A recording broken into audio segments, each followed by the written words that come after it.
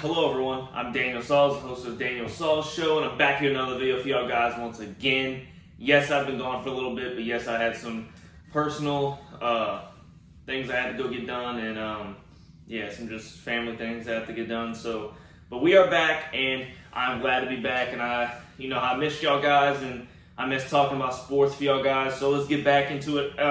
Today's video isn't going to be about something specific. It's just going to be a rundown of things that's happened recently, and then I'm going to talk about and things that are going to happen in the future that I have seen and noticed in the past few weeks. So let's get that started for y'all folks. So number one, recently LeBron had his speech for passing the all-time scoring record, and he announced that he will not be retiring, ladies and gentlemen. He will not be retiring. The GOAT, King James, will not be retiring, and I'm so hyped and I'm so excited because I love seeing some LeBron James play. Now look, this is the thing, okay? This is the thing. If the Lakers keep all their players and trade D'Angelo Russell, I guarantee you they will be finals contenders next year. If LeBron's playing at the level he played last year, AD is, AR is, and all the other players, Rui Hachimura, if they keep Dennis Schroeder, they will definitely be finals contenders. And I don't think, I mean, the Nuggets will be a very big factor, but that's if the Nuggets are even good enough to, get up against the Lakers, because you got to understand something. The Lakers got to the Western Conference Finals with that team, and they only played for, They didn't play for long. They didn't play long because the Lakers had the worst odds to go to the playoffs starting the season because their team sucked. They had Russell Westbrook. They didn't have Rui Hachimura. They didn't have D'Angelo Russell. And AR wasn't playing at the level he played towards the middle and end of the season.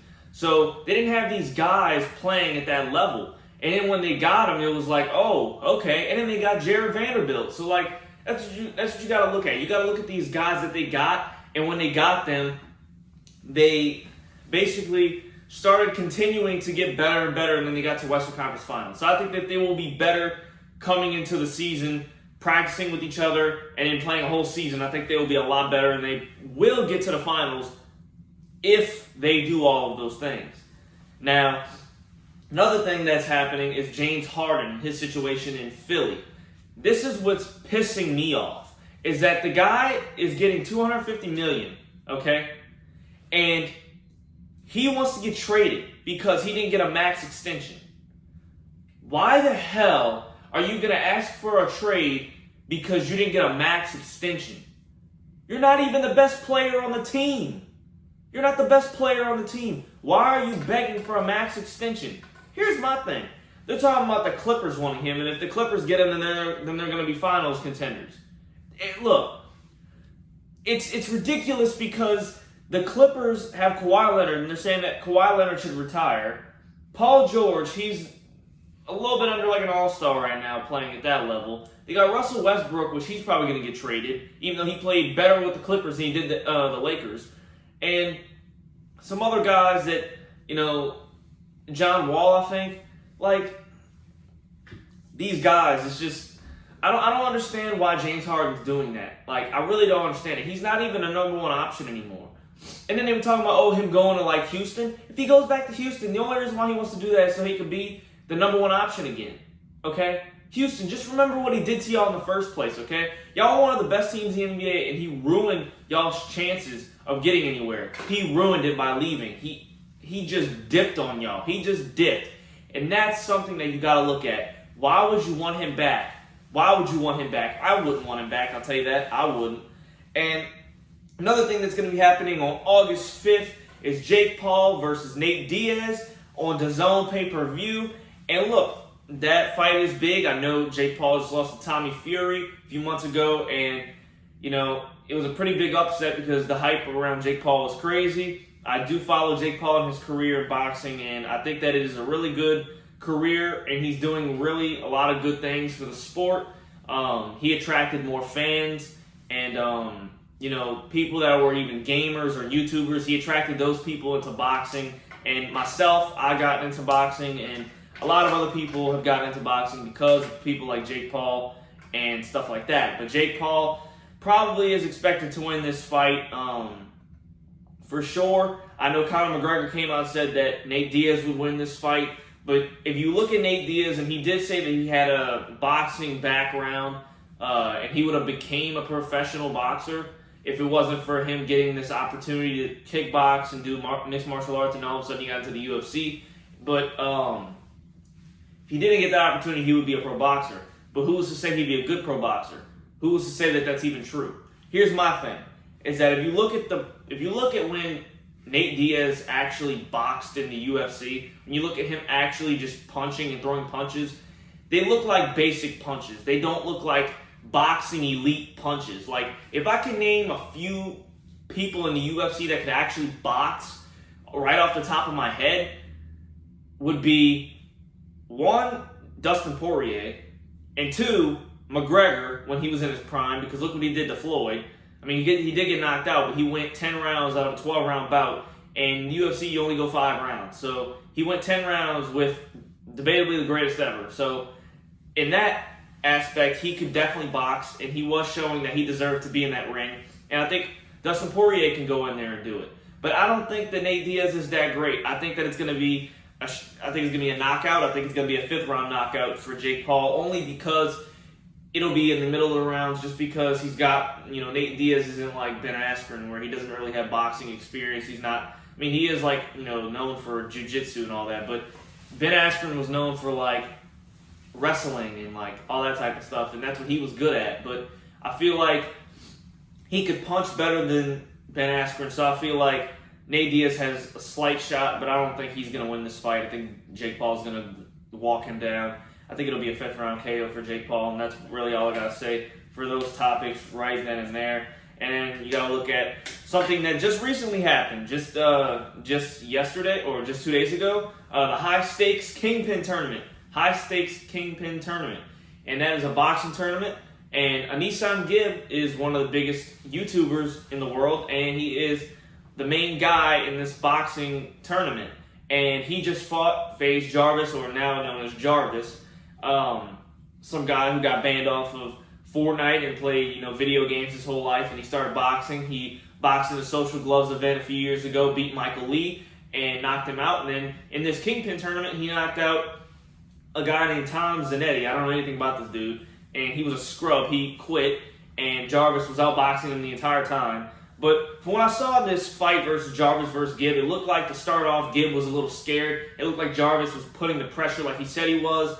He, the first punch, he almost knocked Gibb out. Real good shot, stunned him. He made him cover up and all that stuff. Jarvis was playing right. But another thing that Jarvis did in that fight was that he would push and leave himself open and take a lot of punches to the head and trying to get shots. So he would take shots to throw one. And that's just something that you shouldn't do in boxing. But Gibb, at the end of the day, won unanimously, and that goes to show you what Jarvis needs to improve. But Gibb is going to the final round of this Kingpin tournament against King Kenny, and I'd love to see who wins that fight. I guarantee you it is Gibb. But at the end of the day, I think that this whole tournament is rigged because Gibb is the main guy in this whole thing. So I think this whole thing was rigged, to be honest with you. So I don't doubt. I put all my money on Gibb. So that's what I have to say for that. And then going to the last point in this video, I'm going to talk about DeAndre Hopkins going to the Titans. That's where he is expected to go. DeAndre Hopkins is one of the greatest receivers in the NFL when healthy, if you do not know. And DeAndre Hopkins is definitely a Pro Bowler. And, he played for the Texans most of his career. For the past few years, played for the Cardinals. The Cardinals were pretty good a few years out of the last 4. And he's been exceptionally well playing on the field, but he did have some injuries and he did have some time off of the team. But the Titans do need some more receivers. Now, looking at it, losing A.J. Brown, they lost Julio Jones a few years ago, and, they got to get more of a receiving core. And, they do have the best running back in the NFL, and of Derrick Henry, and you got to look at also the quarterback situation. They have pretty good quarterbacks as well. They have Will Levis. They have the Willis dude, and then they got Ryan Tannehill. So you got to figure out who's your number 1 QB, and then you got to figure out who you want to get, receiver-wise, cornerback-wise. You know, you already got your running back. You got to look at a lot of the defensive side as well. They have a really good coach, so I believe that they'll do some work in this offseason and coming up now into the season in August, in September, or whatever. And we're going to see what that happens, and we're going to see what's going to happen with them. I feel like they're going to be a decent team going into the season. Not going to be really big, like, playoff, contenders, but I guarantee they'll be, up there. So that's really my prediction on the Titans. And I feel like it's a good fit for DeAndre Hopkins. I wouldn't blame him for going to the Titans. It's a pretty good spot, Be your number one option. That's what I would do. Don't be a number two option. Don't be like James Harden. Go be a number one option. I mean, that's what he's worth. James Harden's not worth that anymore. So, I feel like DeAndre Hopkins proved what he had to prove. James Harden really didn't. So that's the difference between James Harden and DeAndre Hopkins. And that's why I feel like DeAndre Hopkins should get this spot at the Titans just because he deserves it. He's proven his worth, and he's been one of the greatest receivers since he's gotten in the league. So that's really my point on that. But last thing I'm going to say to drink Prime, good drink. I love Prime, really greatly made, and I would buy it. So, yeah. That's all I got to say in this video. I'm Daniel Sauls, host of the Daniel Sauls Show, and I'm back with another video for y'all guys once again.